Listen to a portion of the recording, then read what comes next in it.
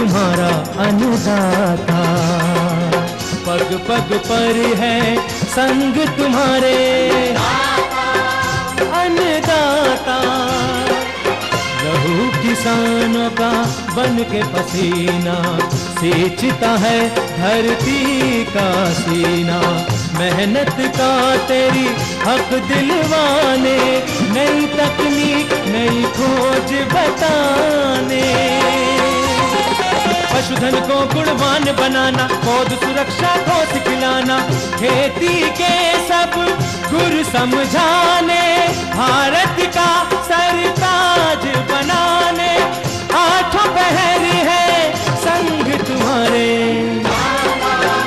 अन्नदाता, अन्नदाता। नमस्कार, मैं शालिनी आप सभी दर्शकों का अन्नदाता कार्यक्रम में स्वागत करती हूं। हर रोज की तरह कार्यक्रम में हम लेकर के आते हैं खेती बाड़ी से जुड़ी हुई बहुत सी लाभकारी जानकारियां। तो चलिए सबसे पहले देखते हैं कि क्या है विशेष आपके लिए आज के कार्यक्रम में। विभिन्न पावर बीडर यंत्रों पर जानकारी।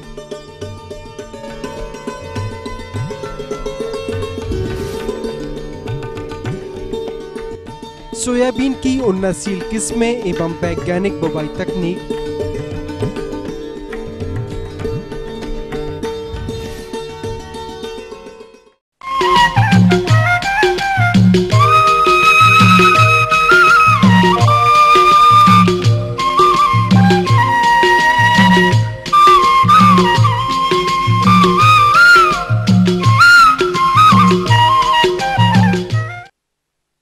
खरीफ के मौसम में मुख्य फसलों से अच्छे उत्पादन लेने के लिए बाधा आती है और वो है खरपतवार।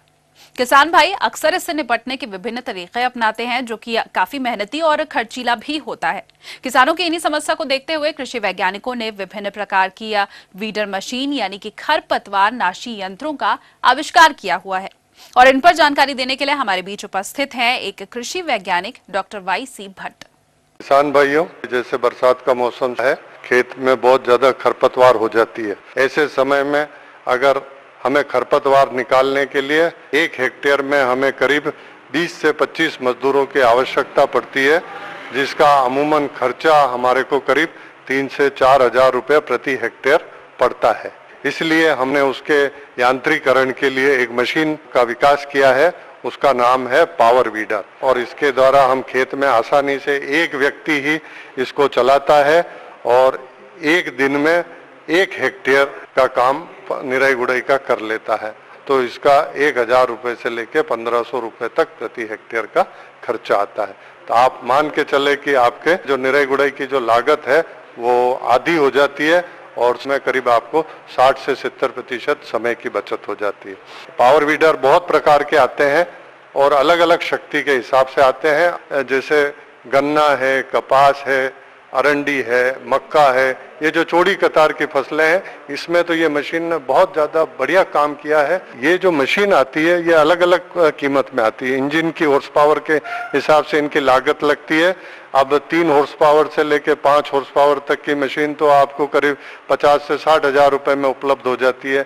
ये मशीन 6.5 हॉर्स पावर की है, इसकी लागत करीब 95 हजार रुपये है।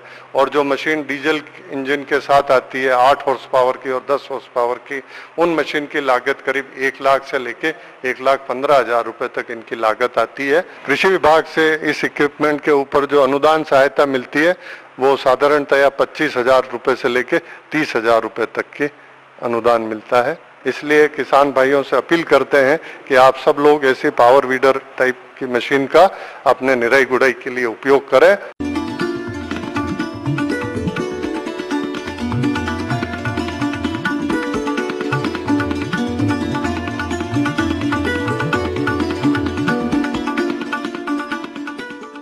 किसान भाइयों, इस यंत्र के अलावा जो किसान भाई धान की फसल लगाए हैं वह इस फसल में खरपतवारों की नियंत्रण हेतु कौन सा यंत्र उपयोग करेंगे, इस विषय पर जानकारी देने हेतु हमारे बीच मौजूद हैं पूसा समस्तीपुर के कृषि अभियंता मनोरंजन कुमार। है कि हमारे यहाँ जो धान लगाने के बाद सबसे बड़ा समस्या आता है खरपतवार का। तो खरपतवार धान में हम अगर मैनुअली विधि से निकाले तो चूँकि पानी लगा रहता है, अगर प्रॉपर पानी लगा है, ज़्यादा लगा हुआ है पानी, तब तो खरपतवार हमारा ज़्यादा नहीं होगा। लेकिन जहाँ पे देखते हैं कि आज के मौसम जो कभी पानी सूखा पड़ रहा है तो कहीं कुछ पड़ रहा है, इस ऐसे परिस्थिति में हमारे यहाँ खरपतवार बहुत ज़्यादा निकल आते हैं। तो उसके लिए अगर हम जो पुरानी विधि है खुरपी से अगर करें, और बहुत समय लगता है, जिससे करीब 1 हेक्टेयर में 57 जो हमारा लेबर श्रम को यूज़ करना पड़ता है। अगर 1 हेक्टेयर को निकौनी करना है तो करीब 57 मैंडेज हमारा वहाँ पे यूज़ होता है। तो काफ़ी उसमें जो मैंडेज की जो वेतन देते हैं वो 200 हिसाब से बहुत ज़्यादा होता है। इसलिए हम अभी हमारे जो यहाँ जो आधुनिकतम मशीन आया है, लो लैंड राइस पावर वीडर आया है, जो जिसपे कि एक इंजन लगा हुआ है, चाइनीज़ इंजन लगा हुआ है उस पर, और वो करीब 18 से 20 सेंटीमीटर तक उसका चौड़ाई है, और वो कतार में आराम से चला जाता है, और उससे हम लोग निकौनी करते हैं। उसमें हम लोगों ने जैसा कि देखा कि धान की खेत में 2 तरह की समस्या, एक तो खरपतवार है, दूसरा अच्छा प्रभाव है इस पर, चूँकि कुछ धान की पौधे बड़ी पत्ती हो जाती है तो उससे नुकसान होती है, नहीं तो ये निकौनी के लिए बड़ी उत्तम है और लोगों ने इसे अपना रहा है। इसकी मूल्य लगभग 3 से 3-3.5 हज़ार के आसपास है, और ये कभी कारगर है। एक ही श्रमिक इसको चलाते हैं और बहुत ही कंफर्टेबल ढंग से चलाते हैं। बीच में इंजन रहता है और 2 कतार में साथ में ये निकौनी करते चला जाता है। तो इसमें करीब 15 से 1 महीने तक का ही पौधा को हम लोगों ने निकौनी कर सकते हैं। उसके बाद तो फिर पौधा चूँकि बड़ा हो जाता है तो फिर घास आने की संभावना उतनी ज़्यादा नहीं रहती है, खरपतवार आने की संभावना नहीं रहती है।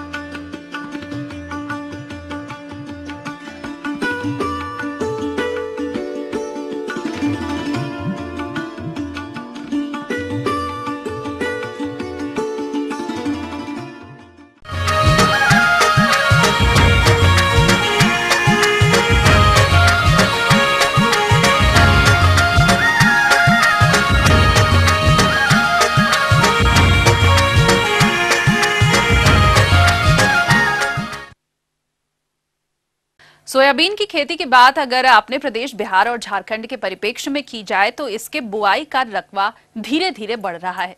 तो जो किसान भाई सोयाबीन की खेती करना चाहते हैं वो इसकी उन्नत किस्मों से लेकर के बुआई तक के बीच में कौन कौन से प्रबंधनों को अमल में लाएंगे, इसकी जानकारी के लिए हमारे संवाददाता ने संपर्क किया एक कृषि विशेषज्ञ डॉक्टर SB शर्मा से। अभी बहुत अच्छा रिजबेड पे एक पद्धति निकाली हुई है, उसमें इम्प्लीमेंट भी हैं, बहुत सारे इसके लिए यंत्र तैयार किए गए हैं। उसमें हमारा एक बेड बनता है जिसमें 2 लाइन आती है सोयाबीन की, और बगल से हमारी एक नाली रहती है हल्की सी, जो अधिक बारिश की अवस्था में पानी को बाहर कर देती है और कम पानी की स्थिति में उसमें नमी रहती है, जिससे हमारा फसल का उत्पादन अधिक पाया गया है। जहाँ भी इस विधि का प्रयोग किया गया है वहाँ पर अधिक उत्पादन प्राप्त हुआ है, और इसमें बीज की मात्रा भी कम लगती है। भूमि की तैयारी के लिए ग्रीष्मकालीन जुताई 3 वर्ष में कम से कम 1 बार अवश्य करनी चाहिए। वर्षा प्रारंभ होने पर 2 या 3 बार बखर अथवा पाटा चलाकर खेत को तैयार कर लेना चाहिए। जहां तक बात समन्वित पोषण प्रबंधन की है तो सोयाबीन की अच्छी उपज हेतु सड़ी हुई गोबर की खाद लगभग 2 टन प्रति एकड़ अंतिम बखरनी के समय खेत में अच्छी तरह से मिला देवें तथा बोते समय लगभग 20 किलोग्राम नत्रजन, 80 किलोग्राम फास्फोरस, 20 किलोग्राम पोटास एवं 20 किलोग्राम गंधक प्रति हेक्टेयर के मान से मिट्टी में मिला दें। यह मात्रा मिट्टी परीक्षण के आधार पर घटाई या बढ़ाई जा सकती है। जहां तक बात उन्नत प्रजातियों की है तो वह इस प्रकार से हैं।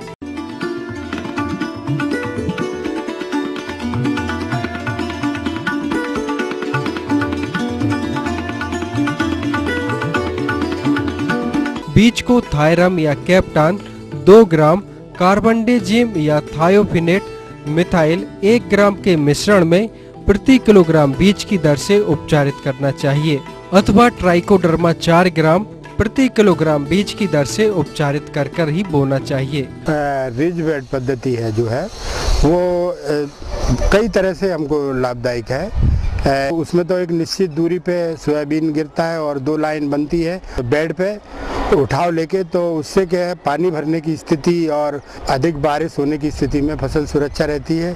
और जहाँ पर इसका उपयोग नहीं है वो किसान भाई इसको जो गराड़ निकाल के और उस पर उसकी छुपाई कर सकते हैं। उस पर वही 1.5 फीट लाइन से लाइन रखें और 1 फीट पौधे से पौधा, तो बीज चुभते हुए जाते हैं तो बीज की मात्रा भी कम होती है और इसमें अधिक व्यय कुछ भी नहीं है।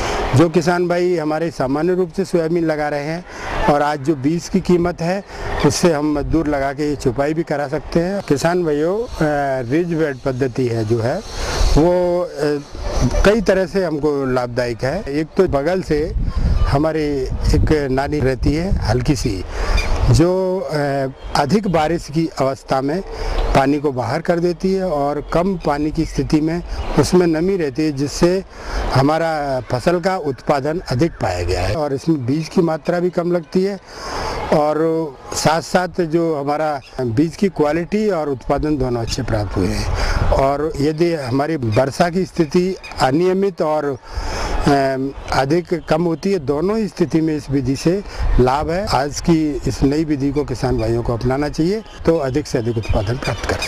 तो ये थी कुछ उपयोगी जानकारियां। अब लेते हैं एक छोटा सा ब्रेक, जल्द हाजिर होंगे और कार्यक्रम में आगे देंगे आपको बहुत सी महत्वपूर्ण जानकारियां।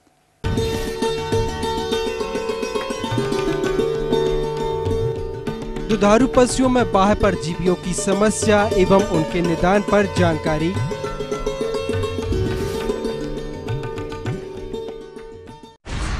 ये नहीं है कोई परियों की दास्तां, ना ही सास बहू की है ये कहानी। ये दास्तां है सच्ची वारदातों की, दिल दहला देने वाले अपराधों की। करेंगे हम पर्दाफाश ऐसे वाकयात का दास्ताने जुर्म। 11 मई से अब नए समय पर।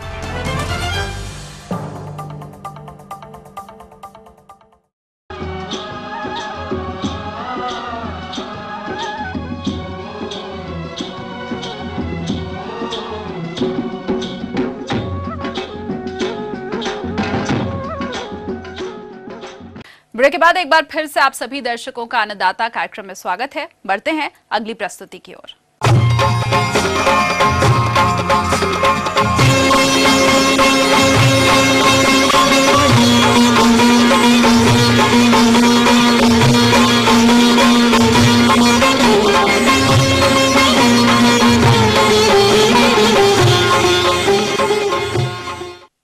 डेयरी व्यवसाय एक लाभकारी कृषि व्यवसाय है, परंतु इसमें अन्य व्यवसायों की भांति कुछ समस्याएं पशुपालकों के सामने आती रहती हैं। इन्हीं समस्याओं में से एक है पशुओं के अंतर और बाह्य परिजीवी प्रकोप, जिसके कारण दुग्ध उत्पादन पर विपरीत असर पड़ता है। हमारे बीच एक पशुपालक भाई मौजूद हैं जिनके पशु में कुछ ऐसी ही समस्या देखी जा रही है। तो आइए मिलते हैं उन्हीं से। मेरा पशु का पोसे हुए हैं और उसके बाद इसको अठैला हो गया है, पूरे शरीर में फैल जाता है। फैल करके उसके बाद गाय खाना भी कम खाने लगता है और पूरे शरीर एकदम उसका ये हो जाता है फुसरी फुसरी टाइप का। इसका उपाय बताइए कैसे जा सके। किसान भाइयों, इस प्रकार की समस्या का निदान आप किस तरह से करेंगे, इसकी जानकारी दे रहे हैं जिला कटिहार के एक विषय विशेषज्ञ डॉक्टर प्रेमचंद्र। धन्यवाद राम कुमार जी, आपका सवाल हमें ईटीवी के माध्यम से मिला। आपने ये सवाल किया है, आपकी जो गाय पाल रहे हैं उन सभी गायों में अठैला, यानी जिसको हम देहाती भाषा में अठैला कहते हैं, पर हम लोग टिक्स एंड माइट्स इसके कहते हैं कि अभी जो बरसात का समय है इस समय में ही इसका प्रकोप ज़्यादा होता है।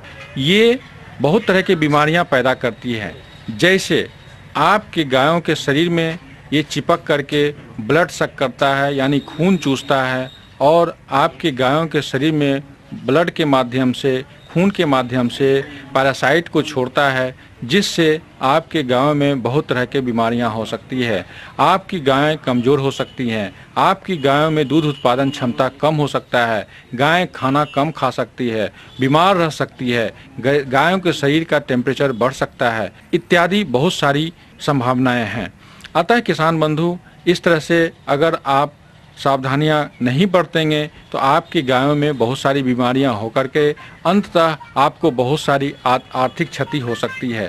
किसान बंधु, सर्वप्रथम आपको बताना चाहेंगे कि इस तरह की बीमारी यानी कि आपके गायों में या गायों के बच्चे के शरीर पर अगर इस तरह का कोई प्रकोप टिक्स और माइट्स का होता है तो इसके लिए कुछ सावधानियां बरतें। जैसे आप अपने रहने वाले गायों का जहां स्थान है वैसे स्थानों को साफ सुथरा रखें। अगर आपके गायों के शरीर पर इस तरह का कोई भी परजीवी, इसको एक्सटर्नल पैरासाइट कहते हैं, अगर ये परजीवी पाया जाता है, टिक्स हो या माइट्स हो, तो ऐसे परजीवी को आप कोशिश करें निकाल देने के लिए। और उसका तरीका है कि अगर आपके गाँव में बड़े बड़े परजीवी जो दिखता है उसे एक बर्तन में केरोसिन तेल लेकर के उसे वहाँ से पकड़ के और उस केरोसिन तेल में आप डालते जाएं, जिससे वो मर जाएगा।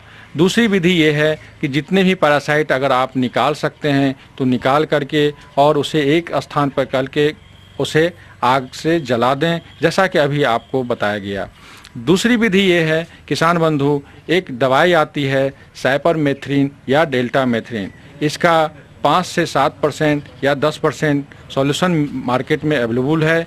इसे आप 4 से 5 ml प्रति लीटर पानी के हिसाब से मिला करके शरीर पर लगा दें। ध्यान रहे किसान बंधु, ऐसी स्थिति में आपकी गाय उस लगाए हुए शरीर को चाटे नहीं, क्योंकि ये विषैला होता है, आपकी गायों को नुकसान हो सकता है। अतः सावधानी बरतते हुए आप अपने गायों को ये दवाई का प्रयोग करें और 2 घंटा छोड़ने के बाद आप उसे अच्छी तरह से स्नान करा दें। अगर सप्ताह में 2 बार इस दवाई का प्रयोग किया जाए तो पूरी तरह से इस पैरासाइट से निजात मिल सकता है। इसके लिए आप किसान बंधु 2-3 बातों का ध्यान रखेंगे तो आप इससे भी बच सकते हैं, क्योंकि ये बीमारी कहा भी जाता है prevention is better than cure, क्योंकि अगर आप बचेंगे तो आपको आर्थिक क्षति से भी बचाया जा सकता है। क्योंकि जो गायें आप पाल रहे हैं ये हाइब्रिड नस्ल की गायें होती है, इनमें इस तरह के पैरासाइट का प्रकोप बहुत ज़्यादा पाया जाता है। क्योंकि आपकी गाय एक जगह बंधी रहती है, अगर एक गायों में ये प्रकोप होगा यानी टिक्स और पैरासाइट का प्रकोप होगा तो वो आसपास की जितनी भी गायें हैं सभी गायों में ऐसा हो सकता है। अतः अगर दवाई का प्रयोग करते हैं तो आप सभी गायों में एक साथ इस दवाई का प्रयोग करें, ताकि आपकी गायों में इस तरह का पैरासाइट एक साथ नष्ट हो जाए और एक दूसरे से किसी में पनप ना पाए।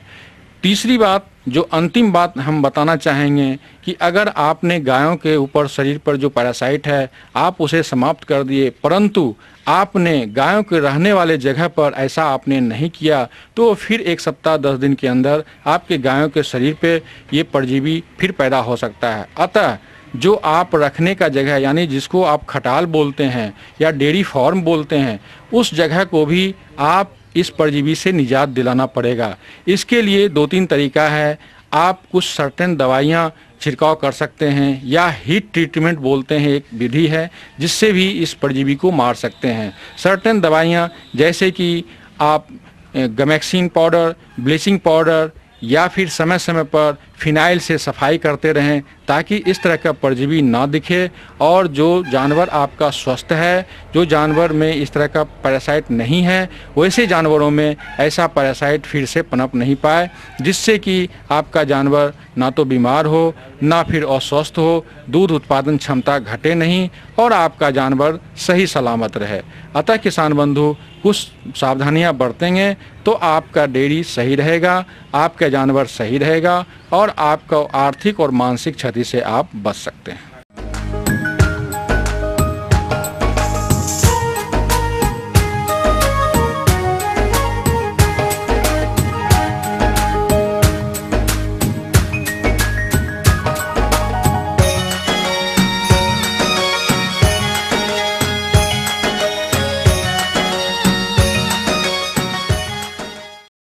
बेर, जैसे कि गरीब के सेब की उपमा दी गई है, और जिन किसान भाइयों ने बेर के फलोद्यान लगा रखे हैं, इनसे अच्छा उत्पादन लेने हेतु कौन कौन से प्रबंधन कार्य करें, इस बारे में जानकारी दे रहे हैं एक उद्यान विशेषज्ञ डॉक्टर RL भारद्वाज।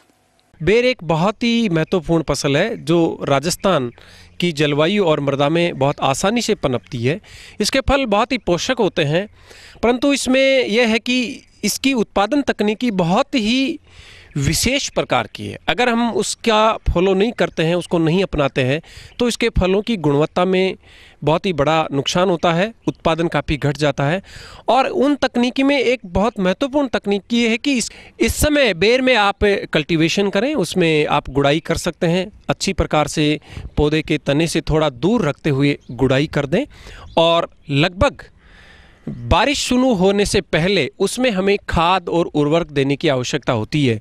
तो उसके लिए आप ध्यान रखिए कि एक अगर बड़ा बगीचा आपके 5 साल से बड़े पौधे हैं तो एक पौधे में 30 किलोग्राम से लेकर 40 किलोग्राम अच्छी प्रकार से सड़ी हुई गोबर की खाद की आवश्यकता पड़ती है और 1 से 1.5 किलोग्राम NPK मिश्रण, जो NPK मिक्स आता है, आप उसका इस्तेमाल कीजिए।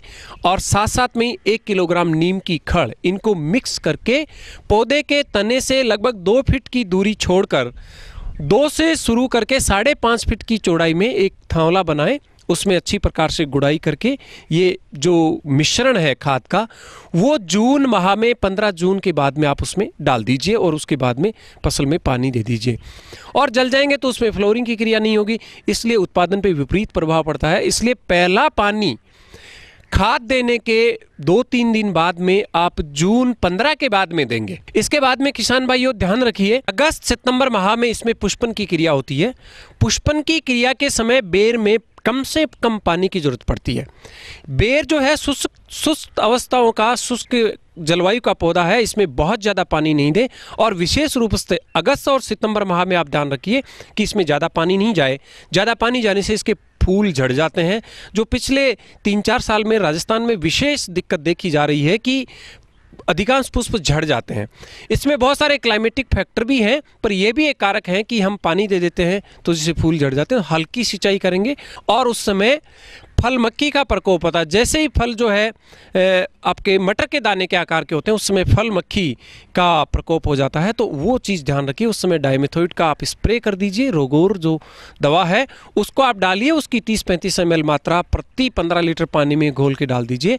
और हो सके तो उस समय उसमें 4 ml प्लेनोफिक्स भी काम में ले लीजिए, क्योंकि ये समस्या बहुत ही प्रबल होती जा रही है बेर में कि फल और फूल जो है बहुत ज़्यादा मात्रा में झड़ जाते हैं। आप इसका ध्यान रखिए। उसके बाद में आप रूटीन में 15 से 20 दिन में आप फसल को इरिगेट कीजिए। और नवंबर-दिसंबर माह में अगर आपको लगे कि पेड़ों की जो है बेर की बढ़वार ठीक नहीं हो रही है, तो उसमें अतिरिक्त मात्रा में नाइट्रोजन उर्वरक और दिया जा सकता है, जिससे कि फसल की बढ़वार अच्छी होगी। और उसके बाद में प्लांट प्रोटेक्शन मेजर में विशेष रूप से इस समय जो पाउडरी मिल्ड्यू की बहुत बड़ी समस्या आती है। जैसे ही सर्दियां आ जाती है उसमें पाउडरी मिल्ड्यू की संभावनाएं बढ़ जाती है। ऐसे में आप सल्फेक्स का स्प्रे कर सकते हैं, केराथिन का उपयोग कर सकते हैं, साथ में ही जो सल्फर डस्ट आती है उसका इस्तेमाल भी आप कर सकते हैं, जिससे कि इस प्रकार की समस्याएं नहीं आए।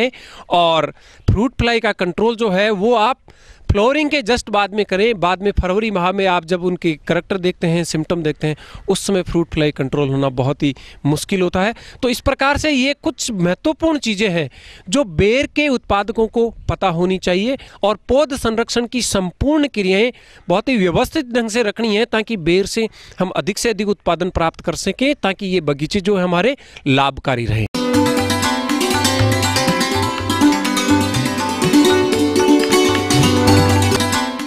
अन्नदाता हेल्पलाइन निःशुल्क फोन संपर्क सेवा के माध्यम से आपके द्वारा पूछे गए प्रश्नों में से एक या फिर 2 महत्वपूर्ण प्रश्नों को हम अपने कार्यक्रम में शामिल करते हैं। और इसी के तहत आज का चयनित प्रश्न और उसका जवाब इस प्रकार है। जिला कटिहार के कृषक बसंत कुमार आप अन्नदाता निःशुल्क फोन संपर्क सेवा के माध्यम से झरबेरा की फसल में कीट नियंत्रण के बारे में जानकारी चाहते हैं।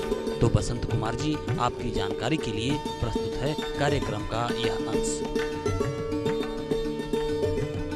में कीट बीमारियां जो लगती हैं वो इस टाइम पे सबसे ज़्यादा मक्खी का या भुनकों का, सफ़ेद मक्खी सबसे ज़्यादा प्रभावी कीट है इस मौसम में। चाहे वो आपका करेला हो, भिंडी हो या कोई भी क्रॉप हो, तो इसी तरीके से जरबेरा भी इससे अछूता नहीं है।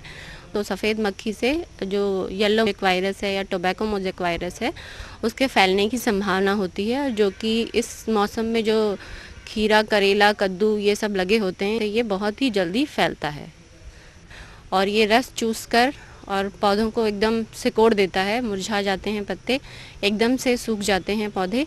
तो भुनके के लिए, सफ़ेद मक्खी के लिए इमिडाक्लोरोपिड का छिड़काव करें और लोज इसकी लोअर साइड ही रखें, जिससे कि जो कीट हैं वो इसके सहिष्णु ना हो पाएँ। और दूसरा कीट जैसे कि सेमी लूपर इस टाइम पे बहुत ज़्यादा लगता है, तो वो जो है क्या होता है कि जो कोमल पत्तियां निकलती हैं उनको खा लेता है। तो ऊपर की जो कोमल पत्तियां रहती हैं, कोमल भाग रहते हैं, कटिंग करके, और ये ज़्यादातर शाम के समय पे निकलता है। तो इसलिए हमें ध्यान रखना है कि शाम के समय हम फॉलीडॉल डस्ट का छिड़काव कर दें, या फिर हम कोई भी जो कॉन्टैक्ट इंसेक्टिसाइड है बाज़ार में मिलते हैं उनको आप इस्तेमाल। पत्तियों में जब हम कीट की बात करते हैं तो पत्तियों में सुरंग बना के जो एक कीड़ा लगता है, ये भी गर्मी के मौसम का कीट है। तो इसमें क्या होता है कि वो पत्ती छोटी छोटी आपको पत्तों में दिखाईती हैं, जो ऊपर की साइड में थोड़ी हल्की होती हैं, जबकि नीचे की साइड में थोड़ी सी ज़्यादा गहरी होती हैं। और ये लीफ माइनर की वजह से होती भी एक सकिंग टाइप का इंसेक्ट है। मैगेट्स होते हैं इसमें छोटे छोटे से, वो घूम घूम कर आगे बढ़ते हैं और खाते चले जाते हैं, सुरंग बना देते हैं। इसके लिए भी हमें सिस्टमेटिक इंसेक्टिसाइड इमिडाक्लोरोपिड का छिड़काव करके इससे बचाव करना चाहिए। साथ ही जैसे कि डिज़ीज़ की बात है जहाँ तक, तो जरबेरा में सिमर है वो मतलब लूज़ हो गया, यानी कि जो स्प्रिंकलर है ढंग से काम नहीं कर रहे हैं, तो मॉइस्चर या ह्यूमिडिटी अधिक हो सकती है और तापमान भी ज़्यादा है, तो इस केस में फिर विल्ट की समस्या आपकी डेवलप हो सकती है और आपका ब्लाइट की समस्या डेवलप हो सकती है। तो इन दोनों के कंट्रोल के लिए आप स्ट्रेप्टोसाइक्लिन के साथ मैंकोजेब दोनों को मिलाकर इसका छिड़काव कर दें, और ये छिड़काव शाम के समय करें तो बेहतर रहेगा, क्योंकि तापमान इसके लिए प्रभावी होता है। क्योंकि अगर आप गर्मी में इसका छिड़काव करते हैं दोपहर में, तो पौधा इसके लिए सहन नहीं कर पाता और वो मर जाता है। इसीलिए आप हमेशा इस चीज़ का ध्यान रखें। एक चीज़ और है कि पानी का आप थोड़ा सा ध्यान रखें कि जैसे गर्मी का मौसम है, तो फ्लावर की क्वालिटी बढ़ाने के लिए अपने जो भी पॉली हाउस हैं उनमें नमी ज़रूर बना के रखें।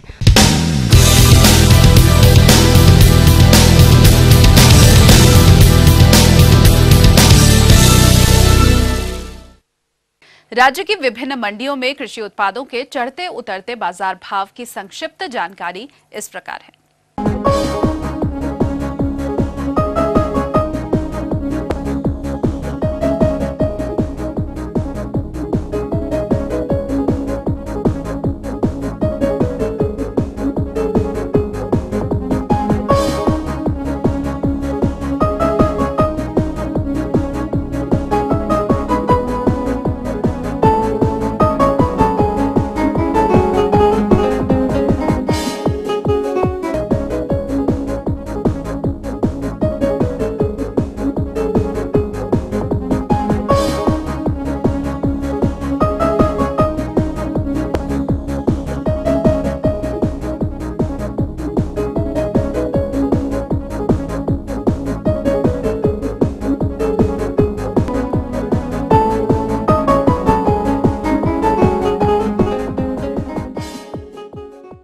और आइए आप देखते हैं कल दिखाए जाने वाले कार्यक्रम की मुख्य झलकियां।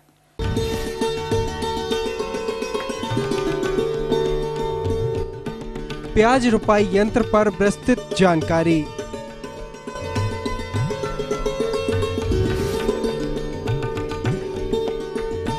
हम ये उम्मीद करते हैं कि आज का कार्यक्रम आप सभी दर्शकों के लिए उपयोगी रहा होगा। किसान भाइयों, अन्नदाता आपकी सेवा के लिए संकल्परत है। कृषि संबंधित समस्या और सुझावों के लिए आप हमें इस पते पर संपर्क कर सकते हैं। प्रोड्यूसर अन्नदाता, ETV Bihar Jharkhand, Ramoji film city, Hyderabad 501512। साथ ही आप हमें ईमेल भी कर सकते हैं। हमारा ईमेल आईडी है annadatabihar@etv.co.in। इसके अलावा हमारी निःशुल्क हेल्पलाइन नंबर 1800-108-4599 पर सुबह 10 से शाम 4 बजे के बीच आप संपर्क कर सकते हैं। तो फिलहाल अन्नदाता की पूरी टीम को दीजिए इजाजत। कल फिर से इसी समय आपसे मुलाकात होगी कृषि संबंधित कुछ और रोचक जानकारियों के साथ। नमस्कार।